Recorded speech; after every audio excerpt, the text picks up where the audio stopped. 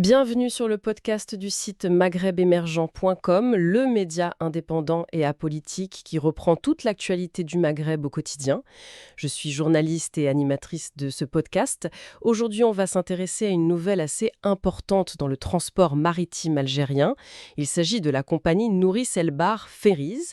C'est un acteur privé et ils annoncent une nouvelle liaison vers l'Europe pour 2025. Ça semble être un développement notable.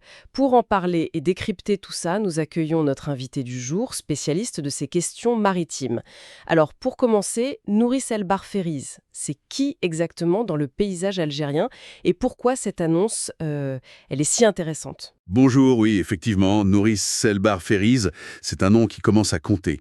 C'est un opérateur privé et ça, c'est déjà un point important en Algérie où le public a longtemps dominé.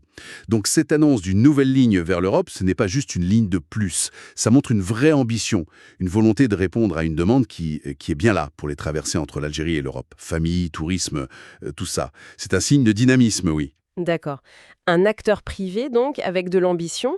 Et concrètement, quelles sont les routes envisagées pour cette nouvelle ligne? J'ai entendu parler d'un sondage. C'est ça. En fait, il y a 3 options sur la table.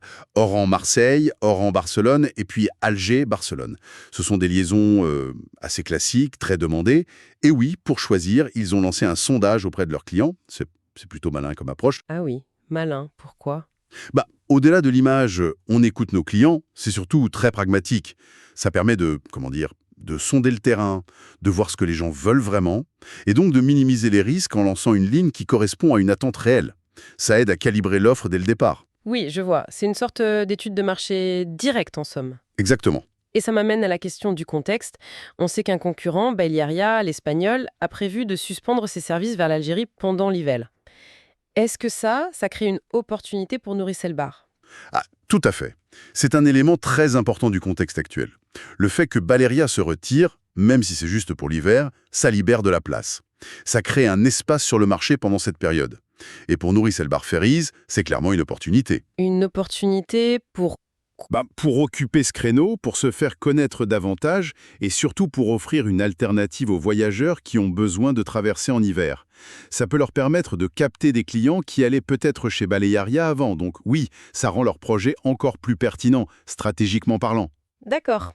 On comprend mieux comment les choses s'articulent. Ce n'est pas juste une annonce isolée. Non, pas du tout. Ça s'inscrit vraiment dans une stratégie d'expansion plus large pour eux. Il ne s'agit pas seulement d'ouvrir une ligne, c'est aussi diversifier leurs services, renforcer leur présence à l'international, et sans doute aussi rendre leur modèle économique un peu plus solide face aux aléas. Et le choix final de la route, qui dépendra des résultats du sondage, il sera déterminant pour tout le reste.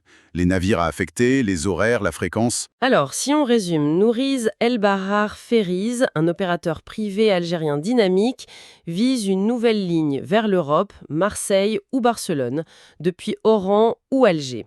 La décision finale va être guidée par un sondage client, une approche assez directe pour coller au marché, et tout ça arrive à un moment où un concurrent Balearia réduit sa présence en hiver, ce qui pourrait faciliter leur entrée sur ce créneau. L'objectif global, croissance et diversification. C'est exactement ça. Une stratégie bien pensée, semble-t-il. C'est donc une affaire à suivre de très près. On verra bien quelle route sera choisie et quel impact ça aura sur les liaisons Algérie-Europe. Et ça pose aussi la question, plus largement, de la montée en puissance des acteurs privés dans ce secteur au Maghreb. C'est une tendance de fond peut-être? Merci beaucoup pour cet éclairage très précis. Avec plaisir. Merci pour votre écoute et retrouvez plus d'actualités sur maghrebemergent.com.